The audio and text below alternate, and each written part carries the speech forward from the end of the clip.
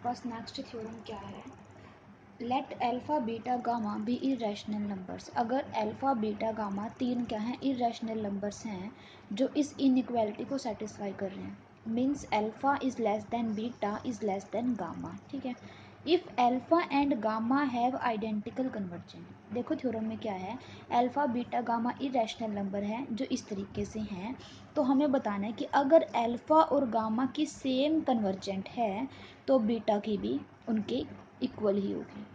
ठीक है, स्टेटमेंट दोबारा रिपीट कर रही हूँ, अल्फा बीटा गामा तीन इरेशनल नंबर दिए हैं जो किस तरीके से हैं कि alpha is less than beta is less than gamma. तो ये भी गिवन है कि अल्फा और गामा इन दोनों की जो कन्वर्जेंट है वो इक्वल है, आइडेंटिकल है, तो हमें शो करना है कि जो बीटा होगी, बीटा है उसकी भी जो कन्वर्जेंट होगी वो सेम होगी। ठीक है, अल्फा और गामा की कन्वर्जेंट सेम है, हमें दिखाना है जो इन दोनों की कन्वर्जेंट है वही किसकी होगी, बीटा की होगी। अब देखो अल्फा बीटा गामा मेरे पास कोई भी इरेशनल नंबर है तो उसे हम इस तरीके से लिख सकते हैं, किस तरीके से लिख सकते हैं कि अल्फा की भी ओपन करके लिख दिया, इसको इनफाइनाइट कंटिन्यूड फ्रैक्शन के तरीके से लिख दिया, तो अल्फा को हम लिख सकते हैं alpha is equals to A naught comma A1 A2 up to so on, beta को बी आइज की टर्म में और गामा को सी आइज की टर्म में, इस तरीके से लिख लिया। और हमने मान लिया ये convergent, let h naught by के नोट H1 बाई K1, ये कन्वर्जेंट किसकी मान ली, अल्फा की।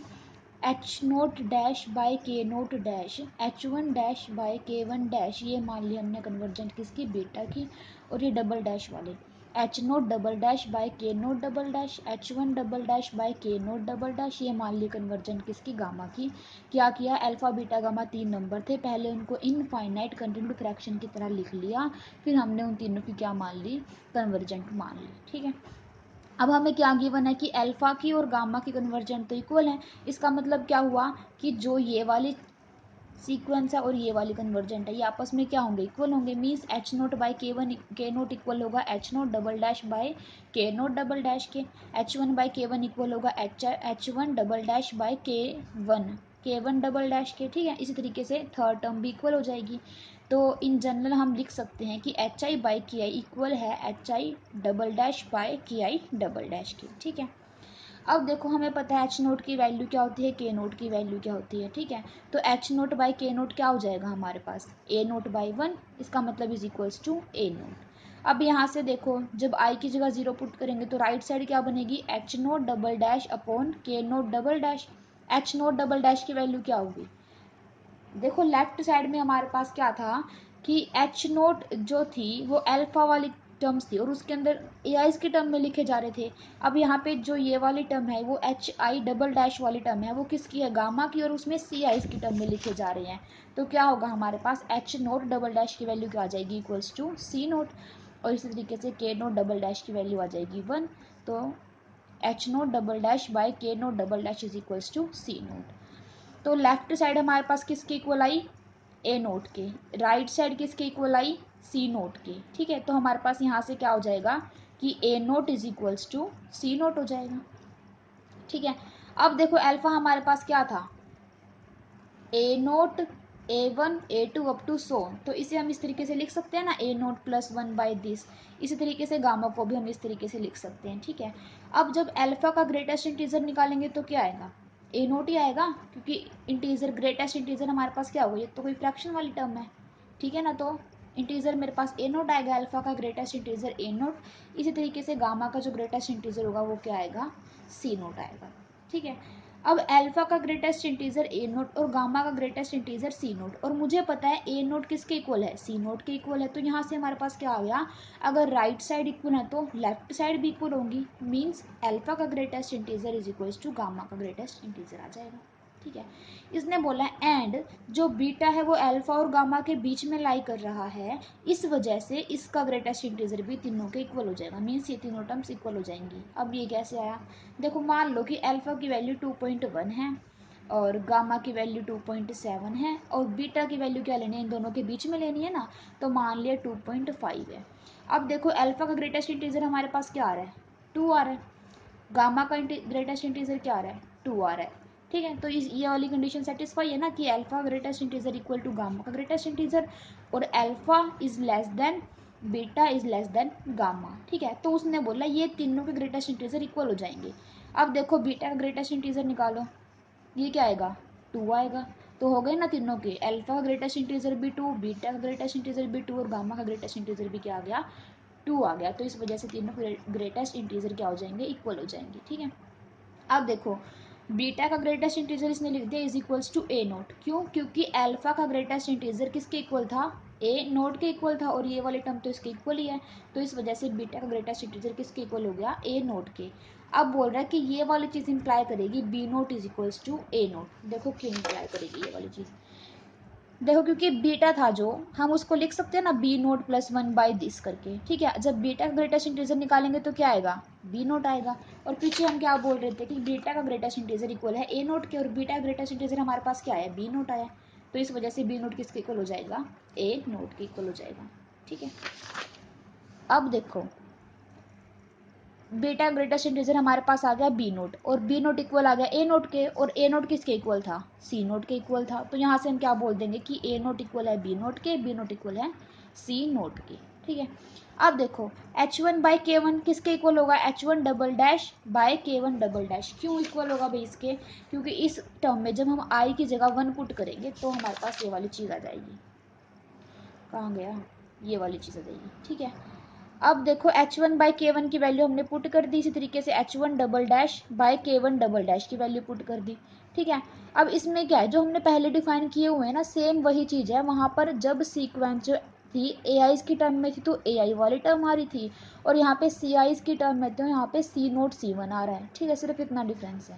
अब यहाँ से जब इन दोनों चीज़ों को सोल्व करेंगे तो हमारे पास क्या आ जाएगा, चलो एक बार सोल्व कर रखा है इसने, ए नोट की वैल्यू किसके इक्वल है सी नोट के इक्वल है। तो यहाँ पे क्या कर रखा है इसने ए नोट की जगह सी नोट पुट कर रखा है। ठीक है, तो सी नोट ए वन प्लस 1 इंटू सी वन, क्रॉस मल्टीप्लाई करती दोनों तरफ। ठीक है ना, क्रॉस मल्टीप्लाई करेंगे तो सी वन इसके साथ मल्टीप्लाई हो जाएगा और ए वन उसके साथ मल्टीप्लाई हो जाएगा। तो हमारे पास ये वाली टर्म आ जाएगी। ठीक है, अब देखो इसने सी नोट ए वन सी वन अंदर मल्टीप्लाई कर दी टर्म्स की दोनों तरफ, तो ये वाली चीज़ आ जाएगी। अब ये वाली सी नोट ए वन सी वन, सी नोट ए वन सी वन दोनों टर्म्स इक्वल हैं तो ये कैंसिल आउट हो जाएंगे। तो क्या बचेगा C one is equals to A one. तो हमने क्या दिखा दिया कि सी वन की जो वैल्यू है वो किसके इक्वल होगी ए वन के इक्वल होगी। अब देखो एल्फा इज इक्वल्स टू, इसने एल्फा को क्या लिख दिया A naught plus 1 by alpha one, beta को लिख दिया B naught plus 1 by beta one और गामा को लिख दिया C naught plus 1 by gamma one. यहाँ पे alpha one gamma one beta one ये चीज़ क्या है, देखो हमारे पास अल्फा ये वाली चीज़ थी ना, यहाँ पे ए नोट प्लस 1 बाय इसको इसने नाम दे दिया अल्फा वन। अब गामा ये थी सी नोट प्लस 1 बाय दिस, इसको इसने नाम दे दिया गामा वन। और इसी तरीके से जो बी नोट थी ना B naught plus 1 by this, इसको इसने नाम दे दिया बीटा वन। सिर्फ ये किया है। तो यहाँ पे अल्फा की वैल्यू दिस, गामा की दिस और बीटा की दिस हो जाएगी। ठीक है, अब हमें पता है कि alpha is less than beta is less than gamma है, तो ये क्या इंप्लाई करेगा कि 1 by alpha one is less then 1 by beta one is less then 1 by gamma one. ये क्यों आया, देखो अल्फा की वैल्यू पुट करेंगे ए naught plus 1 by alpha one is less than beat less than beta है तो यहाँ पे बीटा की वैल्यू पुट करेंगे B naught plus 1 by beta one is less than gamma की वैल्यू इसमें पुट करो तो C naught plus 1 by gamma one. अब हमें पता है कि A naught B naught C naught तो तीनों इक्वल हैं तो यहाँ से ही क्या हो जाएंगे कैंसिल हो जाएंगे। तो क्या बचेगा 1 by alpha one is less then 1 by beta one is less then 1 by gamma one. तो हमारे पास ये वाली चीज़ आ जाएगी। जब इसका रेसिप्रोकल करेंगे तो इनइक्वालिटी क्या हो जाएंगी चेंज हो जाएंगी। तो हमारे पास आएगा alpha one is greater than beta one is greater than gamma one. अब alpha one beta one gamma one क्या थे, अल्फा वन तो ये था ए वन से स्टार्ट थी जो, गामा वन सी वन से स्टार्ट था और बीटा वन क्या था बी वन से स्टार्ट था। तो हमने लिख दिया अल्फा वन ये है गामा वन ये है। अब अल्फा वन को कैसे लिख सकते हैं, alpha one is equals to A one plus, ठीक है, गामा वन को इसी तरीके से c one plus 1 by c two c three up to so one. अब अल्फा वन का ग्रेटेस्ट इंटीजर निकालेंगे तो ए वन आएगा और गामा वन का ग्रेटेस्ट इंटीजर निकालेंगे तो सी वन आएगा। ठीक है, ये वाली चीज़ आ गई हमारे पास। But A1 equals to C1, ये वाली चीज़ हम यहाँ पे दिखा चुके हैं कि जो A1 है वो किसके इक्वल है, C1 के इक्वल है। तो यहाँ से greatest integer of alpha 1 is equals to greatest integer of gamma 1, ठीक है। और ये वाले अभी हमने प्रूव की थी कि जो अल्फा 1 है वो ग्रेटर होगा बीटा 1 से और बीटा 1 ग्रेटर होगा गामा 1 से। तो इसका मतलब क्या हुआ, और इन दोनों का ग्रेटेस्ट इंटीजर क्या है, इक्वल है। तो पक्की बात है कि बीटा 1 का ग्रेटेस्ट इंटीजर भी इनके इक्वल ही रहा होगा। सेम उसी कॉन्सेप्ट से जो मैंने अभी यहाँ पे एग्जाम्पल लेके बताया था, अल्फा और गामा का एग्जाम्पल लेके बताया था ना, सेम उसी कॉन्सेप्ट से यहाँ पे तीनों के ग्रेटेस्ट इंटीजर क्या हो जाएंगे, इक्वल हो जाएंगे, ठीक है। फिर भी कोई डाउट हो तो ग्रुप में मैसेज कर देना या कमेंट कर देना। यहाँ से इन तीनों के ग्रेटेस्ट इंटीजर क्या हो जाएंगे, इक्वल हो जाएंगे। अब देखो बीटा 1 का greatest integer equals to alpha 1 का ग्रेटेस्ट इंटीजर क्या था, A1, और गामा 1 का ग्रेटेस्ट इंटीजर क्या था, C1। तो हमने लिख दिया therefore greatest integer of beta 1 is equals to A1 is equals to C1। अब बीटा 1 का ग्रेटेस्ट इंटीजर क्या होगा, बीटा 1 को हम इस तरीके से लिख सकते हैं ना, बीटा 1 हमारे पास क्या था, हमने इसको नाम दिया था बीटा 1, किसको, B1 B2 up to so on, इसको हमने नाम दिया था बीटा 1। तो बीटा 1 को हम क्या लिख सकते हैं, B1 plus 1 upon B2 B3 up to so on, ठीक है। तो इसका ग्रेटेस्ट इंटीजर हमारे पास क्या हो जाएगा, B1 हो जाएगा। तो इसकी वैल्यू रख दी हमने, क्या हो गया, B1 is equals to A1 is equals to C1। Continuing like in this way we have, जब इसी तरीके से हम चलते जाएंगे, बार बार इसी प्रोसेस को रिपीट करेंगे, तो सारे के सारे AI BI और CI क्या हो जाएंगे, इक्वल हो जाएंगे फॉर ऑल आई की वैल्यू कहाँ से कहाँ तक, 0 से लेके n तक, ठीक है। अब देखो now H naught dash by K naught dash. अब H नोट 1 डैश वाली किसकी थी, ये कन्वर्जेंट बीटा की थी ना, मतलब BI's वाली थी। तो यहाँ से जो H नोट डैश की वैल्यू क्या आएगी, B नोट, और K नोट डैश की वैल्यू क्या आएगी 1। तो is equals to B naught, और B नोट किसके इक्वल था, A नोट के, A नोट किसके इक्वल था, C नोट के। तो और A नोट की वैल्यू क्या थी हमारे पास, H naught by K naught थी, और C नोट की वैल्यू क्या थी, H naught double dash by K naught double dash.